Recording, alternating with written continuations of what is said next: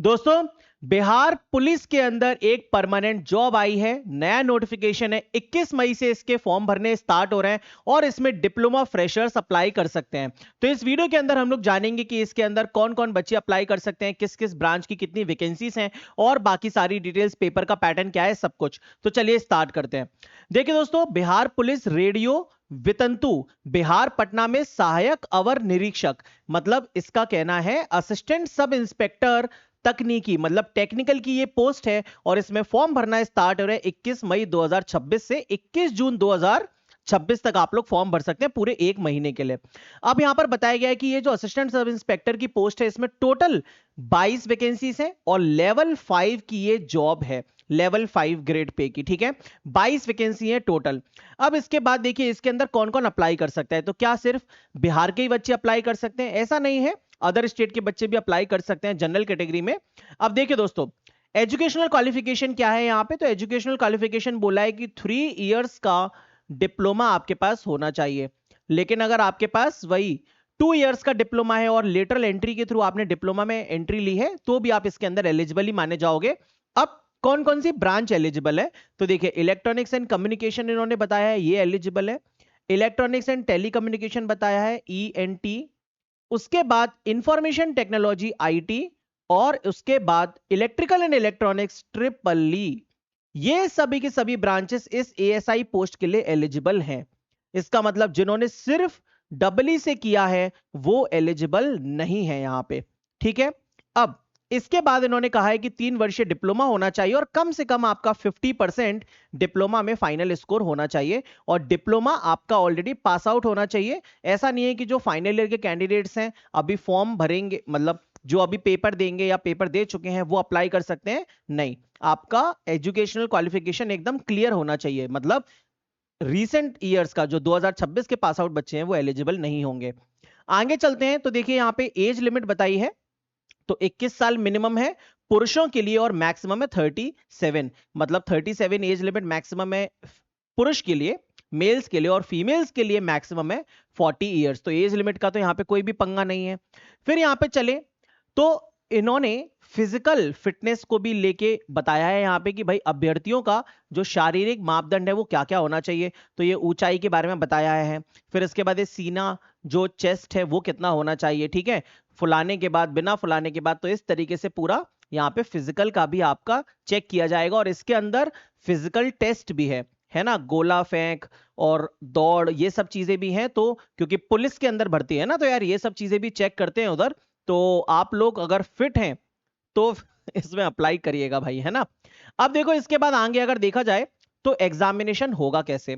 2 stage का exam है, एक आप समझ लीजिए प्रथम चरण है प्रीलिम्स और फिर है एक मेंस। ये जो प्रीलिम्स है दोस्त, इसके अंदर क्या आएगा, 100 क्वेश्चंस आएंगे, 100 नंबर के आएंगे, 2 घंटे में करने रहेंगे। और इनमें क्या क्या होगा तो देखिए इसके अंदर 40 क्वेश्चंस होंगे नॉन टेक के और 60 क्वेश्चंस होंगे टेक के। 60 क्वेश्चंस होंगे टेक के। तो देखिए यहां पे पूरा लिखा है 100 अंकों का पेपर होगा, 100 क्वेश्चंस होंगे, 2 घंटे में होंगे। प्रीलिम्स की बात कर रहा हूं। 40 क्वेश्चन सामान्य ज्ञान एंड समसामयिक मुद्दों से संबंधित 40 प्रश्न, मतलब जनरल अवेयरनेस से, और 60 प्रश्न आएंगे आपके रेस्पेक्टिव ब्रांच के। अब जैसे कि यहां पे 4 ब्रांचेस एलिजिबल बताइए, EC, electronics and telecommunication, IT और EEE। तो क्या सबका सेम पेपर होगा? ऐसा नहीं है, सभी का पेपर अलग अलग होगा। देखिए यहां पे लिखा है कि क वाले EC वाले हैं, ख वाले जो हैं वो इलेक्ट्रॉनिक्स एंड टेलीकम्युनिकेशन वाले हैं, फिर जो ग वाले हैं वो सूचना प्रौद्योगिकी IT वाले हैं, और जो घ है वो है इलेक्ट्रिकल एंड इलेक्ट्रॉनिक्स विषय। तो अभ्यर्थियों को समूह क, ख, ग, घ में से किसी एक समूह का चयन कर इन 60 प्रश्नों का उत्तर देना होगा। मतलब जब आप फॉर्म भरेंगे तो आपको बताना होगा कि आपकी रिस्पेक्टिव ब्रांच कौन सी है। तो अगेन EEE कैंडिडेट्स एलिजिबल है, लेकिन EEE वाले कोई से भी ब्रांच को नहीं चुन सकते, EEE वाले EEE पे नहीं भर सकते, मतलब यही है कहने का, है ना। इसके बाद देखेंगे तो प्रीलिम्स के अंदर जितना भी बच्चे स्कोर करेंगे उसके 20 गुना लोगों को चयन किया जाएगा। प्रीलिम्स की परीक्षा के मार्क्स आपके फाइनल लिस्ट में नहीं जोड़े जाएंगे, आपको ये क्वालिफाई करना है, मतलब कट ऑफ क्लियर करना है बेसिकली। ठीक है, दूसरा जो मेंस एग्जाम है इसके अंदर क्या होगा, तो इसके अंदर दोस्तों टोटल 200 क्वेश्चंस आएंगे मेंस के पेपर में। इन 200 क्वेश्चंस में से 100 क्वेश्चंस नॉन टेक के और 100 क्वेश्चंस टेक के होंगे मेरे भाई। अब जो सिलेक्शन होना है वो सिर्फ और सिर्फ इन 100 क्वेश्चंस के टेक्निकल के बेसिस पे होना है। आपका सिलेक्शन सिर्फ और सिर्फ इन 100 क्वेश्चंस के टेक्निकल के बेसिस पे होगा। ये 100 नंबर के नॉन टेक्निकल को आपको बस क्वालिफाई करना होगा। और इस नॉन टेक में क्या पूछा जाएगा? इस नॉन टेक में पूछा जाएगा मेरे दोस्त, देखिए, 50 अंकों की सामान्य हिंदी और 50 अंकों की सामान्य अंग्रेजी, मतलब 50 क्वेश्चंस आएंगे हिंदी के और 50 क्वेश्चंस आएंगे इंग्लिश के। लेकिन सर इसमें तो सिर्फ क्वालिफाई करना है, तो क्वालिफाइंग मार्क्स कितने हैं? तो क्वालिफाइंग मार्क्स हैं आपके 30। इसमें न्यूनतम अर्हतांक 30 अंक प्राप्त करना अनिवार्य होगा, अन्यथा उन्हें अयोग्य घोषित कर दिया जाएगा। तो आपको मिनिमम 30 मार्क्स इसमें लेके आना है, इसका कोई कट ऑफ नहीं है, समझ गए? तो आपको कम से कम 30 नंबर इसमें लाने होंगे हिंदी या इंग्लिश के जोड़ के टोटल। तो वो तो आसानी से आ जाएंगे, आप इंग्लिश के कुछ क्वेश्चन सही कर देंगे, हिंदी के कुछ क्वेश्चन सही कर देंगे, तो हो गए 30। और उसके बाद इसकी जो पेपर की ड्यूरेशन होगी वो 1.5 घंटे की होगी, मतलब इन 100 क्वेश्चंस को करने के लिए आपको 90 मिनट मिलेंगे।